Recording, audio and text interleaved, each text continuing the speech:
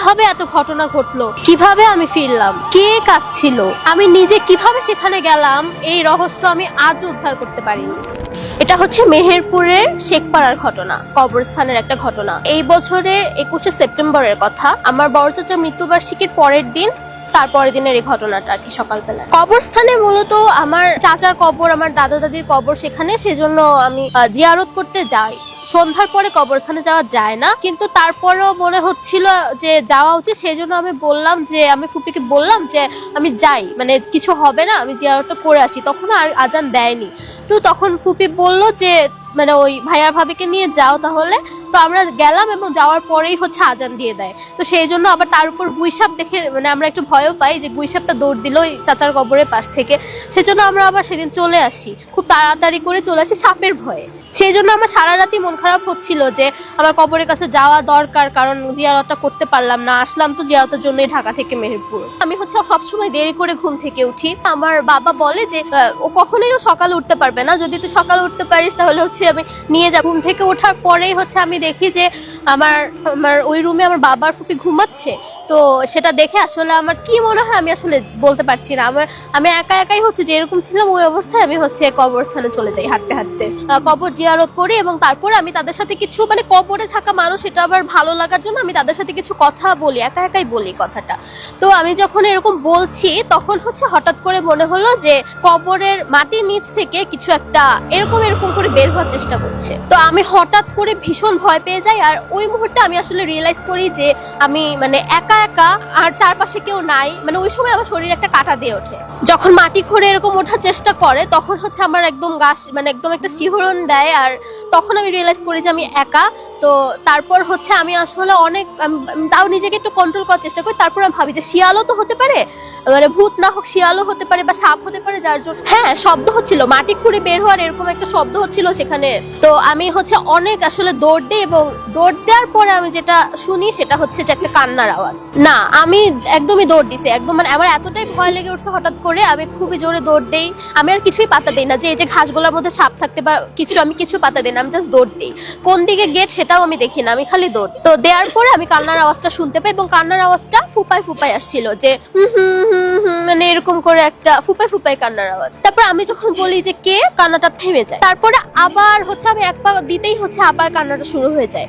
তারপর আমি আবার হচ্ছে বলি যে কে, তখন সেটা আবার থেমে যায়। আমি তিনবারের বারও বলি যে কে, তারপর হচ্ছে কান্নাটা হচ্ছে এরকম তিনবার হয় আর কি। আমি বলি এবং সেই কান্নাটা থামে এবং কান্নাটা আবার শুরু হয়। এরপর আমি হচ্ছে দেখতে থাকি যে কে কাঁদছে। আমার ভয় লাগছিল, কিন্তু আমার তো কোনো, আমি তো ভাবলাম যে হয়তো বা কোনো মানুষ যে মারা গেছে তার কোনো আত্মীয় স্বজন কান্না করছে, সেই জন্য আমি তাকে খুঁজতে থাকলাম যে সে তো আমাকে গেটটা বলে দিতেও পারে যে কোন দিকে গেট কবরস্থানে। যেহেতু আমি ভয়ে দৌড় দিছি, আমি তো আসলে গেটটা হারাই ফেলি। তারপর আমি যাওয়ার পরে শব্দটা না দৃঢ় হতে থাকে, মানে আমি শব্দটার কাছে যেতে থাকি।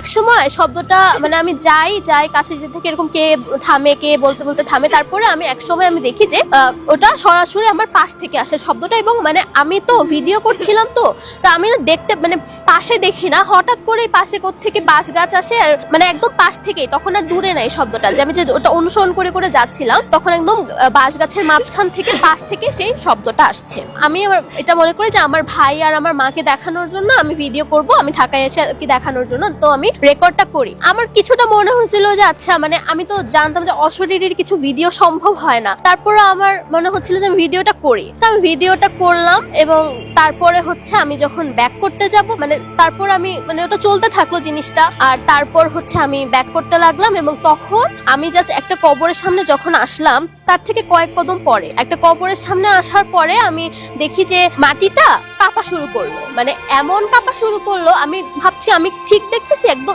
এতটাই কাঁপা শুরু করলো যে মানে মিউজিক বক্স রাখলে যেরকম ভাইব্রেট করে সেরকম ভাইব্রেট করা শুরু করলো, একদম ভূমিকম্প, মানে এরকম করে মাটি কাঁপছিল। মানে ভূমিকম্প হলে তো আমরা রিয়েলাইজ করি, দেখতে পাই না, ওখানে একদম দেখতে পাচ্ছিলাম যে মাটি কাঁপছে। তো আমি অনেক ভয় পাই, এবং কবরে আমার মনে হয় যে মানে কবরে কি কিছু হচ্ছে নাকি সেরকম। তারপর আমি আশেপাশে লক্ষ্য করি যে এটা কি সম্ভব, যে এখানে কোনো সাউন্ড বক্স আছে কিনা, কোনো ঘর বা কিছু আছে কিনা, কিছুই নাই। আমি সেটা দেখি। তারপর আমি হচ্ছে দেখি কি একটা আওয়াজ আসতে থাকে এবং তখন আমার ভীষণ ভয় লাগতে থাকে, আমার কষ্ট লাগতে থাকে আর মনে হয়েছে কিছু একটা হচ্ছে। তখন আমি শুনি এটা আমরা গরু জবাই দিলে যেরকম একটা গোঙানির আওয়াজ আসে, গরু গোঙা, সেই আওয়াজটা আসছে কবরের ভিতর থেকে। আমার তখন অনেক কষ্ট লাগে। তারপরে হচ্ছে আমি তো জানি না সেটা কার কবর, কোনো পুরুষ না মহিলা আমি তো জানি না, কিন্তু আমি আল্লাহকে বলি যে আল্লাহ তুমি তাকে মাফ করে দাও। আমি হচ্ছে তখন আমি না চিনেই মানে তার কবরটা আর কি দোয়া পড়তে থাকি, আমি দোয়া দুরুদ পড়তে থাকি।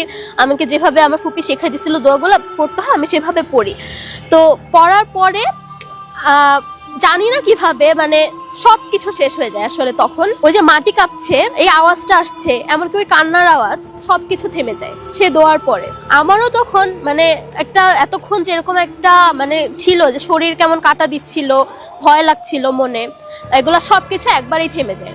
তখন আমি কবরস্থানের ভিতরে, তারপরে হচ্ছে আমি যে হারাই গেছিলাম, তখন হলো আমি মানে মেসেজ দেখলাম যে তখন হচ্ছে ফ্যামিলি গ্রুপে, তখন বাবা বলছে যে মানে হনুমান টনুমান থাকতে পারে বা কিছু, তখন চলে আয়, ঠিক আছে। কিন্তু তখন মানে আমি একদম নর্মাল হয়ে গেলাম, মানে পরিবেশটাও। আমি ফ্যামিলি গ্রুপে ওখান থেকে মেসেজ দিছিলাম, কিন্তু তারা সবাই ঘুমাচ্ছিল। আমার ফ্যামিলি গ্রুপে হচ্ছে আমি মানে মেসেজ দিছিলাম যে মানে কোন দিকে গেট, মানে তারপরে আর কি যে রাস্তাটা মানে এদিকে না ওইদিকে, কোন দিকে যেতে হবে আর কি কবরস্থানের ভিতর থেকে। না আমার কাছে মানে অত নেট ছিল না। হ্যাঁ, আমি বের হওয়ার পরে মানে অনেকক্ষণ পরে তো আমি বললাম না যে আমি তো মানে ওই যে দৌড়ায় যাওয়ার পরে আমি তো ভুলে গেলাম যে গেটটা কোন দিকে।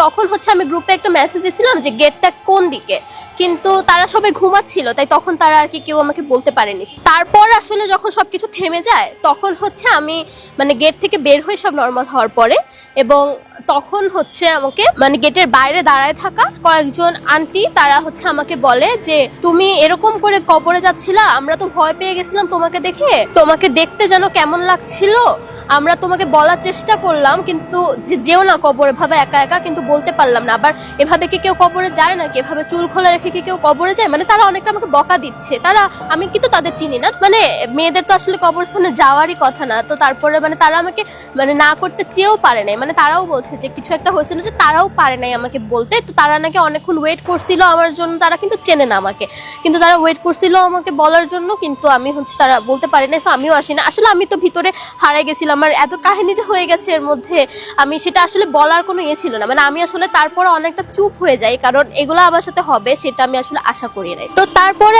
আমি হচ্ছে ঢাকা আসি, চলে আসি, এবং তারপরে আমি খুবই উৎসাহ নিয়ে আমি ভিডিওটা করছি আমার মা আর আমার ভাইকে দেখানোর জন্য, আমি সেই ভিডিওটা খুঁজতে থাকি এবং মানে বের করার জন্য যে আমি এখন দেখাবো, জাস্ট ওদের বলছি যে আমি নিয়ে আসবো, আমি সেটা খুঁজতে থাকি।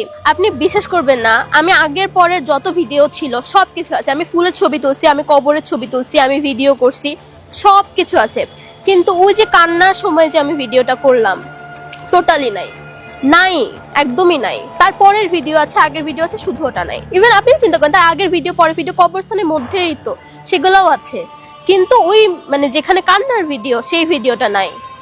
তো সেটা দেখে আমার অনেক অনেক ভয় লাগতে থাকে। তারপরে আমার সাথে মূলত কিছু জিনিস ঘটে, মানে মানে তখন তারপর থেকে আর কি আমার সাথে এরকম জিনিস হতে থাকে যে আমাকে বলে ফোনের লাইটটা জ্বালায় রাখো, কারণ একটু পরে কারেন্ট চলে যাবে আর ডিম লাইটটা বন্ধ হয়ে যাবে। কে বলে আমি আসলে বুঝতে পারি না, আমি খুব অবাক হয়ে যে কে বললো, কিন্তু আমার খুব ভয় লাগে, আমি সত্যি তাই করি, আমি হচ্ছে ফোনের লাইটটা জ্বালায় রাখি, কারণ ডিম লাইটটা বন্ধ হয়ে গেলে সব অন্ধকার হয়ে গেলে আমি একা অনেক ভয় পাবো। আমি তারপরে আসলে আমার রাতের বেলা ফ্রিজ থেকে আমার খাওয়ার অভ্যাস আছে, তো আমি এমনি হচ্ছে ফ্রিজটা খুলতে যাই এবং কেউ আমাকে আবার বলে এখন কারেন্ট চলে যাবে, এই মুহূর্তে চলে যাবে, আর তখন তো আমি ফোনটা নিয়ে আসি না, আমি তো ফোনটা বিছানার উপর রেখে আসি, ওই মুহূর্তে আমি ফ্রিজটা খোলার সাথে সাথে কারেন্টটা চলে যায়। কণ্ঠটা অনেকটা বাতাসের মতো, মানে এটা কোনো মানুষের কণ্ঠ না, আবার এমন না যে নাকি সুরে, এটা বাতাসের মতো আমাকে বলছে।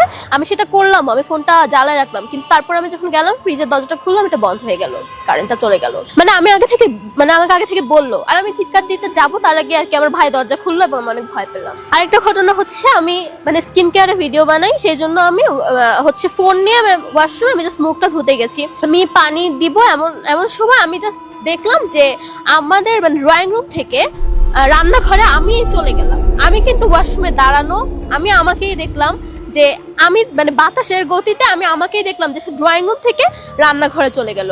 আমি ভয় পেয়ে আমি চিল্লাম দিয়ে, আমার ভাইয়ের রুমটা পাশে, আমি রাতের বেলা আমি ওখানে ঢুকে গেলাম। তো সে নামাজ পড়ছিল ওই সময়, আমি তো ভয়ে শেষ, আমি তো আর যাবোই না, আমার রুমে তো আমি যেতে পারছি না। আমি এতটা ভয় পেয়ে গেলাম যে আমি আমাকেই দেখলাম, সে আমার দিকে তাকায়, সে চলে গেল এভাবে বাতাসের গতিতে রান্নাঘরে। আমি খুব ভয় পাই। আমার ফেস আমি সবই আমার মতো, আমার চুল তখন যে এরকম অবস্থায় ছিল এরকমই মানে কালার করা, হ্যাঁ সব এক। আয়নার মতো না, সে মানুষের মতো, আমার মতো। মানে সে মানে দৌড়ায় চলে গেল ড্রয়িং রুম থেকে রান্নাঘরে, আর আমি মানে এখানে আমি মাঝখানে। তো আমি এটা ভয় পরে হলো আমি আমার ভাইয়ের ঘরে ঢুকে যাই, ওকে বলি, ও আসে, ও এসে রান্নাঘরটা চেক করে আমাকে বলে যায় যে নাই কিছু নাই। তো আমি চলে যাই রুমে, বাস ওই দিন গেল। এরপরে আমি খুব আজে বাজে স্বপ্ন দেখতে থাকি, স্বপ্নে আমার মানে এই জিনিসটা হয় আসে কেমন সব, মানে স্বপ্নগুলো অনেক ভয়ানক দেখতে থাকি। তারপরে একদিন এরকম হয় যে এর আগে আমাকে কখনোই আমাকে বোবাজিন ধরে নাই, মানে এটাও আমি বিশ্বাস করতাম না আসলে। কিন্তু সেদিন হচ্ছে আমার মা পাশে শুয়ে থাকে রাতের বেলা, আমার হঠাৎ করে আমার দমটা বন্ধ হয়েছে, আমি মানে চোখ খুলি, আমি কিন্তু কিছু দেখতে পাই না, কিন্তু আমার হাত আটকানো, মানে আমার হাতটা উঠানোর শক্তি নাই আমার, আমি গলা দিয়ে, আমার মা আমার ঠিক পাশে একদম লাগানো ভাবে শুয়ে আছে, কিন্তু আমি আমার মাকে ডাকতে পারছি না, আমার দম বন্ধ হয়ে আসছে, আমার কষ্ট হচ্ছে শ্বাস নিতে। হ্যাঁ মনে হচ্ছে আমি সোজা হয়ে শুয়েছিলাম, তো আমার শ্বাস নিতে কষ্ট হচ্ছে, আমি হাতও তুলতে পারছি না, আমার মাকে আমি ডাকতে পারছি না যে আমি এইটুকু বলবো যে মা আমার কোনো শক্তি নাই গলায়, আমার জাস্ট এরকম নাই। তো এরকম মানে বোবাজিন আসে, তারপর মানে কিছুক্ষণ পর চলে যায়, তারপর আমি শ্বাস নেই এবং তারপর আমি নর্মাল হই। তো এটা একটা গেল। জি আমার মাকে তখন আমি বলি, তারপর মা আমাকে দোয়া টোয়া পড়ে দেয়। তারপর আম্মু বলে যে যখন ধরছিল তুমি তখন মনে মনে দোয়া মানে পড়তে পারলে না, কিন্তু তখন আসলে শ্বাস নেওয়া যায় না, কিছু মনে থাকে না যে কি করতে হবে। এই ঘটনাটার পর থেকে আমার হ্যালুসিনেশন হতো, আমি বুঝতে পারতাম যে আমার এটা হয়তো হ্যালুসিনেশনই হচ্ছে, কিন্তু আমার জিনিসটা খুব ভয় লাগতো, যেটা হচ্ছে আমি দেখতাম যে আমি শুয়ে আছি, বিড়াল আমার পাশে যে থাকে ও উঠছে, সে আমি দেখতে পাচ্ছি যে ও আলমারির উপর থেকে উড়ে উড়ে জানলার কাছে যাচ্ছে, আবার জানলার কাছে উড়ে উড়ে আলমারির উপর যাচ্ছে।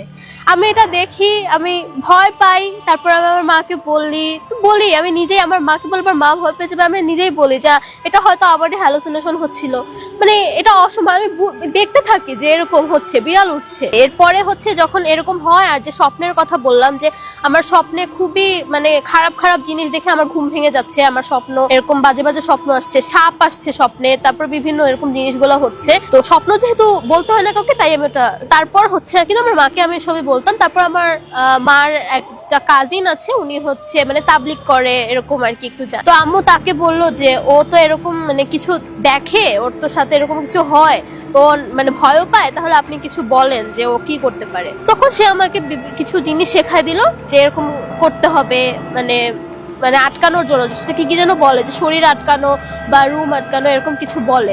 তো বলে সেগুলো করতে। তো আমি সেই মামার কথা শুনে আমি রেগুলার সেটা করি না, কিন্তু আমি 2 দিন করি, পরের 2 দিন, এবং তারপর থেকে মানে এই বেশি দিন হয়নি, তারপরে আর 1 মাসও হয়নি, তো তারপরে আর কি কিছু হয়নি আর সেরকম। ও আমার শরীরে ঘুরে বেড়ায়। রহস্যময় এমন অনেক ঘটনা পৃথিবীতে ঘটে, যার ব্যাখ্যা বিজ্ঞান দিতে পারে না। তোমরা কারা যাচ্ছ? আমাদের উঠাও! অবিশ্বাস্য এমন গল্প শুনতে চায় চলতি গল্প বলতে আমাদের সাথে যোগাযোগ করুন। 1 বার, 2 বার, 3 বার। ফোন 0961102759 অথবা ফেসবুকে ইনবক্স করুন।